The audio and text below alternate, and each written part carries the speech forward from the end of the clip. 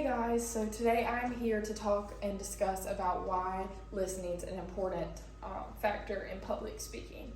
So to start off, I kind of want to talk about the difference between hearing and listening, which you wouldn't think that there'd be a difference, but there really is. Hearing is something that you're kind of born with and something that you've just gotten used to, and it's kind of how you end up adapting to society. And even as a little baby, you hear words, so you repeat them.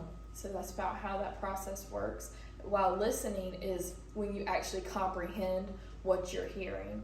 So like, example, I've been in civics class before and I hate history, and I was sitting there and teacher was going on and on and on, and I was hearing her, but I wasn't listening and comprehending what she was saying. So when the test rolled around, I bombed it. But other than that, I just wanted to touch up on the 3 A's of active listening, which include attention, attitude, and adjustment.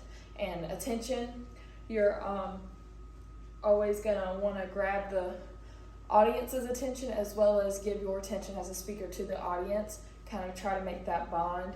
Same way with attitude, carry yourself.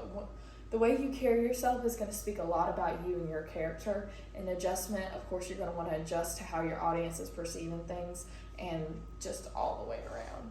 And so from the chapter, I just wanted to touch base on some barriers to effective listening, which include keeping an open mind, anticipating things, taking notes, being prepared, just the whole thing we've been talking about in all these chapters that we need to continuously do when we're public speaking and preparing for it.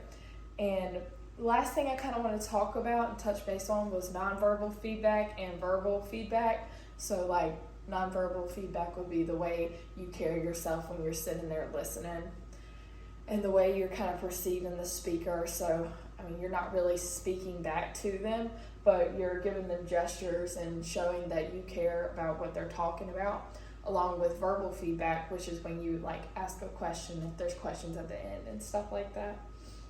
And I think the thing that surprised me the most was the ending of the chapter. I've got some of my notes right here, and it just explains that you're writing for the ear and you're making your listeners care, and like you cue all of that stuff, and you're using all of that to help you as a speaker as well as the audience members kind of intertwine and understand why all of you are there together. So that was probably the most surprising to me, just because I didn't expect it. It's along with one of the most surprising things was the hearing versus listening, because I never really thought about it until I read in the chapter.